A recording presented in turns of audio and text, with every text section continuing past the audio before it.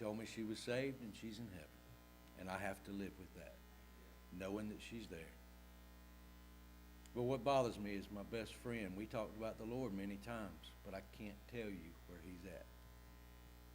And that bothers me. That's why I couldn't sleep last night. We have such an opportunity to give glory unto God by speaking and teaching to other people.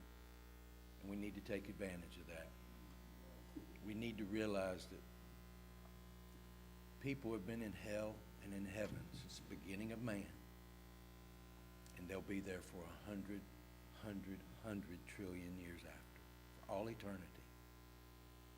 And it's happy to think of the thoughts of those that are in heaven, but it's so sad to think of the thoughts of those that are in hell, and they'll never come out of it. That being said, I'd like us to look at our lesson today. We're going to finish up the book of Daniel. Our lesson is going to be finishing up in Daniel 11, verses 36 through the end of that chapter and the whole chapter of chapter 12. Now, Daniel 11 concludes with the prophecies that concern the Antichrist and two of his end-time foes. Now, the Antichrist is going to speak against God as well as all other gods, because he's going to exalt himself. Daniel 12 itself will conclude the book, and it gives us an additional insight to the Great Tribulation and God's final words to Daniel. Now, the book of Daniel actually ends similarly to the way it began. Daniel overcomes obstacles to serve the Lord and to serve him faithfully. In the closing of our last lesson of verses 21 through 35 last week, it was predicted that Antiochus Epiphanes is the one who foreshadows or is similar to the Antichrist. What we're going to see now is the Antichrist in our lesson today. First, we're going to look at the rulers during the tribulation. In verses 36 and 37, we see the Antichrist antagonism towards the supernatural. Now, unlike Antiochus wanted to force the Jews to worship his gods. But the Antichrist isn't going to do that. He wants them to worship him. He wants everyone to worship him. And that's what we're going to see in these verses.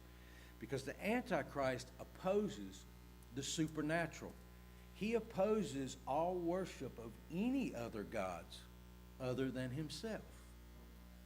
Now, you would think the Antichrist, being anti-God, would want people to worship everything else. But during the tribulation, the Antichrist is going to want everyone to worship him. Now, in 2 Thessalonians, I want to read something here that's going to relate to verse 36. Over in 2 Thessalonians chapter 2, verses 3 and 4, it says, "Let no man deceive you by any means, for that day shall not come except there come a falling away first, and that man of sin be revealed, the son of perdition, who opposeth and exalteth himself above all that is called God, or that is worshipped, so that he, as God, sitteth in the temple of God, showing himself that he is God." This tells you right here that he is going to pretty much dismantle and get rid of all gods that people worship. They won't be allowed to worship any of their gods, whether it's the one true God or whether it's Buddha or whoever. He's going to get rid of all that.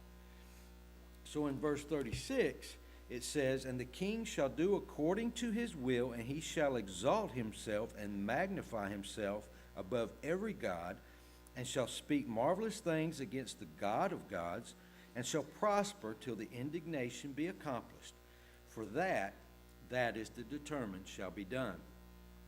Now, God's going to permit this despicable person, the Antichrist, to do what he's going to do. You know, we're thinking that during this time, the devil is in total control during the tribulation. And to a great extent, he is. But he is still limited to what God allows him to do. Always remember that. For so long, I thought, okay, the Holy Spirit comes out during the tribulation, so the devil's got full reign to do whatever he wants. And in his own mind, he does whatever he wants. but it's only as much as God allows it to happen. Now, a lot of times people are going to think this person is totally unstoppable, but he is limited to the confines of what God wills to happen. Now, in Daniel 37, it spells out the Antichrist's rejection of the supernatural. In 37, it says, "Neither shall he regard the God of his fathers, nor the desire of women, nor regard any god, for he shall magnify himself above all." Now, right here we see three things. First, it says he shall regard the God of his fathers. This is pretty much a statement that allows a lot of people to assume that the Antichrist will be from the Jewish lineage, because it says he will not regard the God of his fathers, which we know to be the true God. So therefore, he's not going to regard it.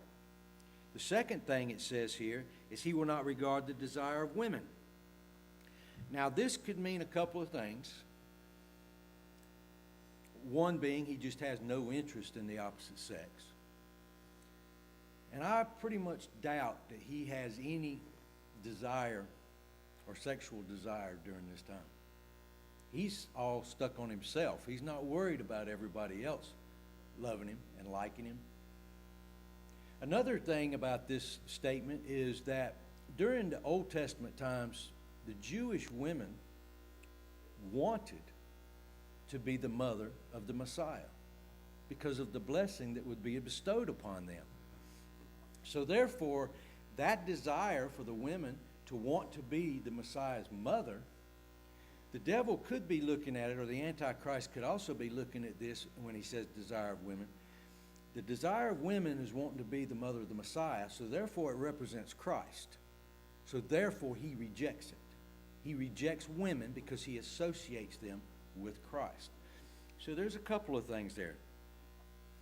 The third thing is that he will not regard any other God.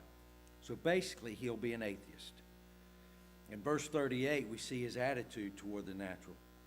"But in his estate shall he honor the God of forces, and a God whom his fathers knew not shall he honor with gold and silver, and with precious stones and pleasant things." Now, even though he's an atheist, even any atheist, I want you to understand one thing. No man is completely irreligious. No man. Even though he might not worship a personal God, he worships some God.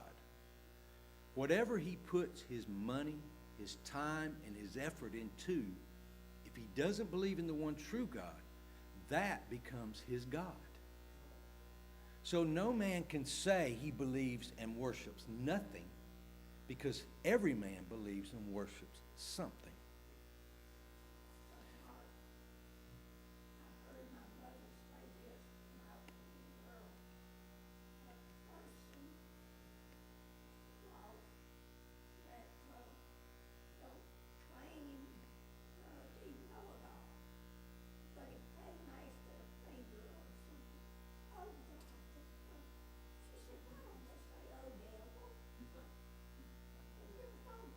Yes, ma'am. I have, and it's kind of an odd thing that they would do that.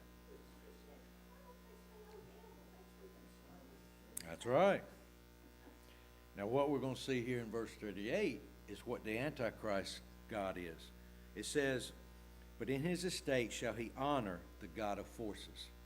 Now, the God of forces mentioned here basically means that it's one of two things which are similar in nature, is that his God is his military force that he is going to use to conquer Christ, or try to conquer Christ. It also means basically the satanic forces that he will use in this battle. We also see in verse 39 that the Antichrist, with his strange God, he's going to go against the strong forces. Verse 39, "Thus shall he do in the most strongholds with a strange God, whom he shall acknowledge and increase with glory, and he shall cause them to rule over many, and shall divide the land for gain." Now, when he commits into these battles, and he starts taking the riches and the land, many people are going to want to serve him. And what it says here, in the end of it, it says, and shall divide the land for gain. What he's actually saying here is that these people will give their soul to him, a price that will be very heavy to pay, just so they can have control, because the more land you have, the more control you have. So in their mind, they'll have a lot of land, they'll have a lot of control, but the worst thing about it all is that they gave up their soul for that moment of control. Now in verse 40, we're going to start to see those that will oppose him. And during this time, the Antichrist is going to set himself up somewhere around Jerusalem. The king of the south, which is always known as Egypt, he's going to move against Israel during this time in verses 40 through 45. And the king of the north, which is actually relating to Syria, will also attack Jerusalem, pretty much creating a pincher point in between the two. Now, the king of the south, we said, is Egypt. Now, that's also, during this time, going to probably include Libya and Ethiopia, which is northern Africa. The king of the south, that's the king of the south. The king of the north, which is Syria, is going to probably involve Turkey and Iran. And later on in these verses here, we'll see the king of the east mentioned, which will probably be Iran, China, and Japan. Now, you notice the king of the west is not mentioned at all. And we know the west is the United States, Britain, Italy, some of the western countries. So it's not mentioned, so that makes it believe that they are quite weak and non-important. But the king of the north, the south, and the east become very important in this message. Now, verses 40 through 45 pretty much constitute a difficult section to predict the warfare of the Antichrist. There's three main views to when verses 40 through 45 occur. Now let's read verses 40 through 45. And at the time of the end shall the king of the south push at him, and the king of the north shall come against him like a whirlwind, with chariots and with horsemen, and with many ships. And he shall enter into the countries, and shall overflow and pass over. He shall enter also into the glorious land, and many countries shall be overthrown. But these shall escape out of his hand, even Edom and Moab, and the chief of the children of Ammon. He shall stretch forth his hand also upon the countries, and the land of Egypt shall not escape. But he shall have power over the treasures of gold and of the silver, and over all precious things of Egypt, and the Libyans and the Ethiopians shall be at his steps. But tidings out of the east and out of the north shall trouble him. Therefore he shall go forth with great fury to destroy and utterly to make away many. And he shall plant the tabernacles of his palace between the seas and the glorious holy mountain. Yet shall he come to his end, and none shall help him. Now, as I said, there's three views as to when these verses occur. The first view is that all these verses 40 through 45, occur in the first half of the tribulation. We see that the Antichrist engages Syria and Egypt, kings of the north and south. He moves against northern Africa. He moves back into Jerusalem. He then takes on the armies of the east and the north. But see, God destroys, if you read your Bible, God destroys the king of the north. And what's going to happen is, if this happens at the beginning of the tribulation, even though God miraculously destroys this army of the north, the Antichrist is going to take credit for it, which opens his way for the Jews to worship him more, if it's happening at the beginning, because he's already set up a 7-year agreement with them of peace.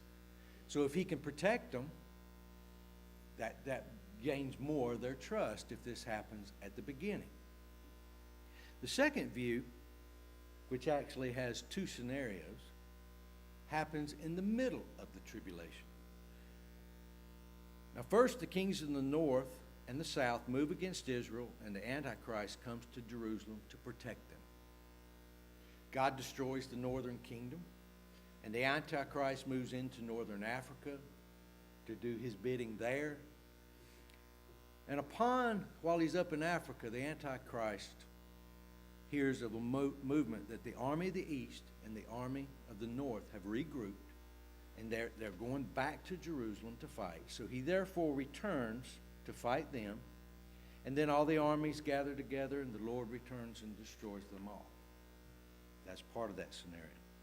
An alternate view is that the king of the north comes down to Israel, and the Antichrist comes to Israel to defend her, which is similar to the first part of that second view. But he does not continue through Israel. You would say, well, why not? As the king of the north comes down to confront Israel, and he's heading to Egypt, he moves through Egypt, and he does battle some with the Antichrist. But he moves on through. He goes past Edom and Moab and Ammon, and basically he escapes to the king of the north's wrath. While in Egypt, the king of the north hears of some disturbing news from the northeast. Now, this disturbing news could be that the Antichrist has risen from the dead. So therefore, when he was passing through Israel, the king of the north actually killed the Antichrist, which we know he dies, and then he resurrects himself to prove more that he's God. So this could be the scenario that is going on. So he rushes back, the king of the north rushes back to Israel to destroy Israel and completely destroy the Antichrist. But as he arrives in Israel, God supernaturally destroys the king of the north. Now again, God rescues Israel, but the Antichrist will then still take credit for that destruction. He'll basically deify himself at that point, because he's getting ready to break the truce between Israel, and he's going to exact terrible reign in the last 3.5 years. That's if all this happened at the middle.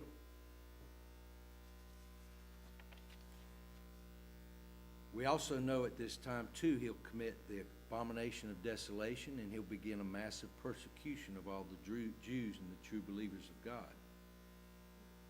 Now, the third view is that these verses occur at the end of the tribulation. Me personally, in reading these different views, I'm almost inclined to agree with this one, the third one. But to each his own, because we don't know. God didn't say here where it happens in the tribulation. So we have to take the word that he gives us and let the Lord lead us in our decision of what it actually means. But this third view occurs at the end of the tribulation. The battle of Gog and Magog, which was mentioned in Ezekiel 38 and 39, has already happened. It's over with. The king of the north and the south move against Israel, and the Antichrist moves into Israel to protect his investment and to repel the invading forces. And going through Israel, he moves on to Egypt, overthrowing many of the Arab nations, and then he moves on up, going through Edom and Moab and Ammon. Then he moves down to Egypt and over into northern Africa, gaining much wealth. Now, Edom, Moab, and Ammon became desert towns. And most likely the reason they were never overthrown or defeated because there was really nobody there. Because everything in the path of this fight is destroyed, is overtaken. But God says that Edom, Ammon was not. Now, disturbing news reaches the Antichrist that the armies of the east, which is mentioned in Revelation chapter 9 and in Revelation 16, and that the northern kingdom is starting to regroup. So he begins a counter move, and he's going to start going back to Israel to fight them. Now, this view is what I feel it makes it more true, is that this is God's way of bringing all the armies of the north, the south, and the east, all to one spot. And the Antichrist is there, and this will be the beginning of the Battle of Armageddon. Now, as the Antichrist returns to Jerusalem, he sets up his headquarters to fight these armies. But as you see in verse 45, and he shall plant the tabernacles of his palace between the seas and the glorious holy mountain. Yet he shall come to his end, and none shall help him. At this point, the armies are going to be against him, the Antichrist. They're going to be against God. At this time, the Lord will return, and he'll wipe every one of them out. The Antichrist and all these armies in the Battle of Armageddon. That's why this one seems to be a little bit more pliable to me than the others. But it's not to say that the others might not be true. There are many views. And whenever you're studying the Word of God and you see that there are a couple of different views, you should always pray that God will show you the correct view. Don't just try to assume what it would be. Now in chapter 12, verse 1, we see that the worst time of trouble ever known to man will begin to unfold in the Great Tribulation.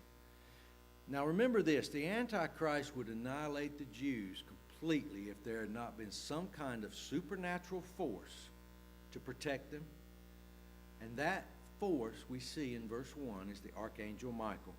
Michael stands guard over the Jews and protects them and has always protected them. Over in Revelation 12,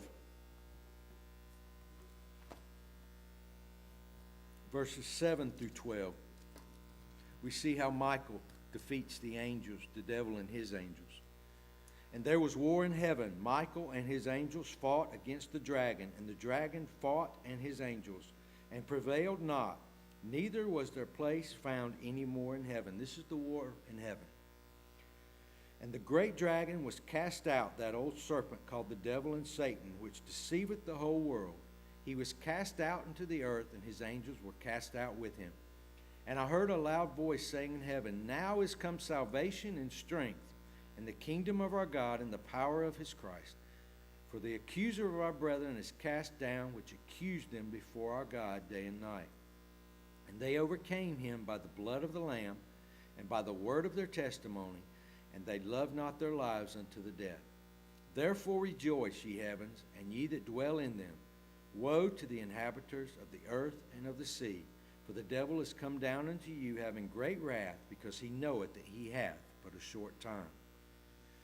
Now this battle that is going to happen during the tribulation is also referred to in Jeremiah 30, verse 7, as the time of Jacob's trouble.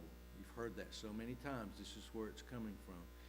This is going to be the worst time that any man has ever seen since the beginning of time. Christ even warned of it in Matthew 24, verses 15 through 22. Zechariah 13, verses 8 and 9. And it shall come to pass that in all the land, saith the Lord, 2 parts therein shall be cut off and die, but the third shall be left therein. During this time, over 2/3 of the Jews will be killed. But what does he say in verse 9? And I will bring the third part, the last third, through the fire, and will refine them as silver is refined, and will try them as gold is tried. They shall call on my name, and I will hear them. I will say, It is my people. And they shall say, The Lord is my God. Now, many people are going to die during this time. And in verses 2 and 3 of chapter 12, it talks about the saints that died during the tribulation and the saints of old that will be resurrected after the tribulation and before the millennial reign. It also says in verses 2 and 3, it speaks of the unsaved and how they'll be resurrected. But they'll be resurrected after the millennial kingdom, and it says to everlasting shame and contempt. And in verse 2 it says, And many of them that sleep in the dust of the earth shall awake, some to everlasting life, and some to shame and everlasting contempt. Verse 3, And they that be wise shall shine as the brightness of the firmament, and they that turn many to righteousness as the stars forever and ever. Now, verse 3 talks about those who will be wise and turn many to righteousness. Now, the tribulation is going to be a great time of evangelism. So many times, I guess through my life, hearing various preachers, you would think that there wouldn't be any evangelism. But there will be. We have the 144,000. They will convert other people. So there will be a time of evangelism. Now, in these last verses of chapter 12, verses 4 through 13, we're going to see three things. First, in verse 4, we see the responsibility of Daniel. God instructs Daniel to shut up or preserve the words of the book, because these words deal with the time of the end. Many shall run to and fro, and their knowledge shall be increased. In verses 5 through 7, we see a request made by an angel. Now, angels have always had a very keen interest in the affairs of men, because they've been tasked to protect them and take care of them. So they're very interested in what happens to you each and every day. So as we see, one angel is going to inquire as to how long this persecution will last. In verses 5 and 6, it says, "Then I, Daniel, looked, and behold, there stood other two, the one on this side of the bank of the river, and the other on that side of the bank of the river. And one said to the man clothed in linen, which was upon the waters of the river, this angel then asked, How long shall it be to the end of these wonders?" Now in verse 7, we see the answer, and it's given by the man clothed in linen. "And I heard the man clothed in linen, which was upon the waters of the river, when he held up his right hand and his left hand unto heaven, and swear by him that liveth forever, that it shall be for a time, times, and a half, and when he shall have accomplished to scatter the power of the holy people, all these things shall be finished." So he answers him here with two answers. The first is a time, times, and a half. That's the last 3.5 years, or the second half of the tribulation. He also says, when he shall have accomplished to scatter the power of the holy people, all these things shall be finished. Now this means that it's basically going to take 3.5 years to bring the Jews to the point that they stop trusting in themselves and they start relying on God and Christ. Once that happens, the end will be. In verse 8, we see Daniel ask God a question. "And I heard, but I understood not. Then said I, O my Lord, what shall be the end of these things?" In verses 9 and 10, we see God's answer to Daniel. "And he said, Go thy way, Daniel, for the words are closed up and sealed till the time of the end. Many shall be purified and made white and tried, but the wicked shall do wickedly, and none of the wicked shall understand, but the wise shall understand." God doesn't answer Daniel directly. He just pretty much says, look, I've told you to seal the book up because it's for the people in the end times. It's not for you now and for you to understand now. It's for them to understand later. Now in verses 11, 12, we also going to see here two extensions to the tribulation that's not mentioned anywhere else in the Bible. In verse 11, it mentions 1,290 days. "And from the time that the daily sacrifice shall be taken away, and the abomination that maketh desolate set up, there shall be 1,290 days." Now the tribulation is 7 years, which is 1,260 days. What he's mentioned here is 1,290 days, which is 30 extra days before the millennial kingdom begins.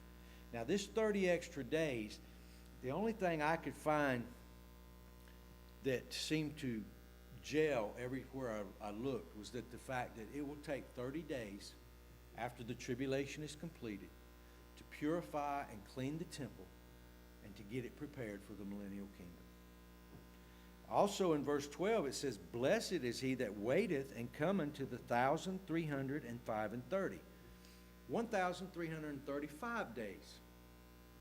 That's 45 more days after the 1,290, which is a total of 75 days. Now these extra 45 days, again, in my studies, it's very possible that at this time, all the judgments will be completed.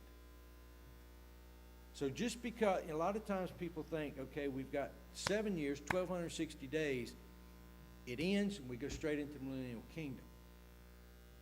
But he gives us 2 more dates here.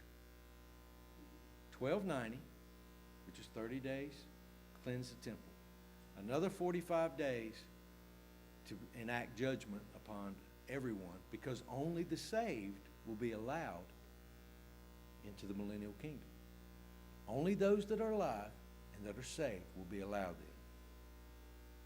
in. Now in verse 13, we then see a personal promise that's given to Daniel. But go thou thy way till the end be, for thou shalt rest and stand in thy lot at the end of the days. What we see here is the Lord telling Daniel, don't worry about it. You're going to go ahead and you're going to die, but you will be resurrected at the end of the tribulation, before the millennial kingdom. You will go into the millennial kingdom and you will get your inheritance. So he's given him a promise that even though he's worried about the end, God is saying, don't worry. You will get your inheritance one day for what you've done. Now, when I was doing my studies last night, I came across a quote about the book of Daniel. And I wrote it down because I thought it very interesting. And it says, people of God have drawn comfort and courage from the life of Daniel for more than 2,500 years. It is difficult to say which is more thrilling, his example or his prophetic instruction.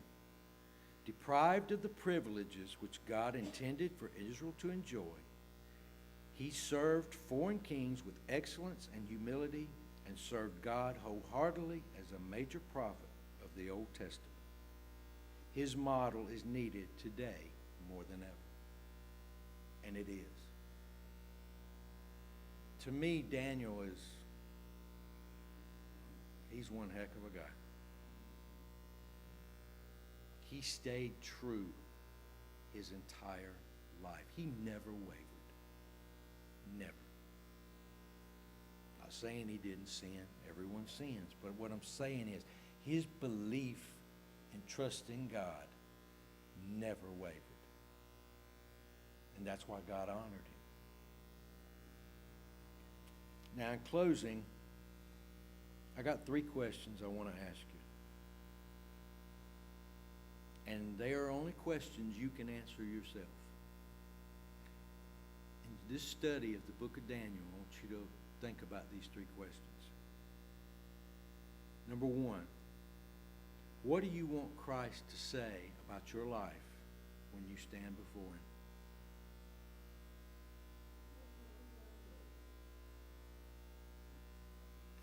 Second thing, if you continue to live as you do now, will you hear what you want to hear from Christ that day? If you stay the course you're on right now, will you hear what you want to hear? Now that's a deep question, because a lot of times in our own mind we think, I can't get no better. I trust God in everything that I do. But sometimes we fail. Will God remind us of that? Will you hear what you want to hear? The third question is, what can you do to turn your focus away from the temporary distractions of this world to start living for eternity? No matter how good or perfect you may think you are, can you assess your true situation and change it to an even different path to serve the Lord even more? Every day, even though I recently come across these questions, I didn't realize that every day I ask myself these questions. You ask yourself these questions, you just don't realize it. Because at the end of the day, you think back, what could have I done differently? You know, what if I died and I had not fixed that problem that I created today? What would the Lord have said to me? You think about it, you just don't realize you're thinking about it. But you need to think about these questions every day. Never think that you're the best you can be, because you never will be. Not until you're in that final reign forever and ever. Then you'll be perfect. But until then, you won't. And I guess these questions is what made me think about my friend and where he's at in eternity. And it really bothers me that I never dug deep enough, that our friendship didn't last long enough for me to be sure where he'd be at. That's scary. It scares me a lot.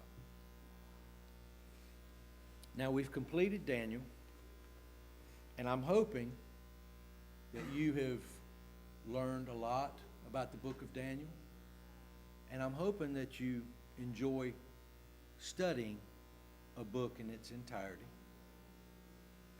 And with the Lord's blessing first and yours second, I think what I'd like to do is start on the book of Romans next Sunday and go through the book of Romans.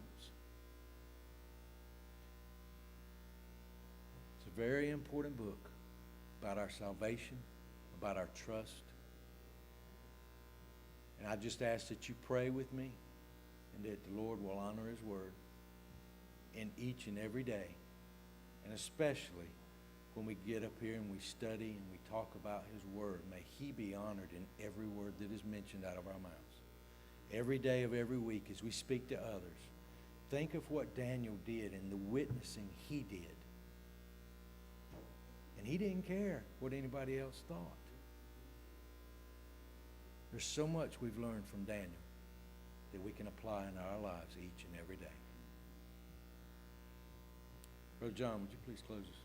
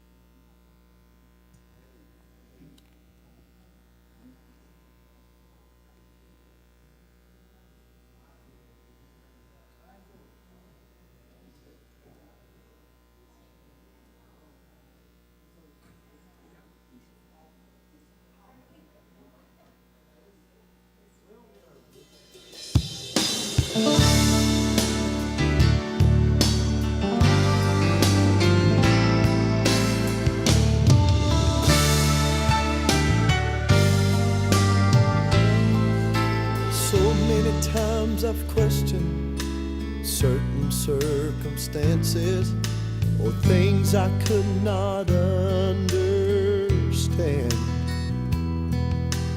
Many times in trials, weakness blurs my vision, and my frustration gets so out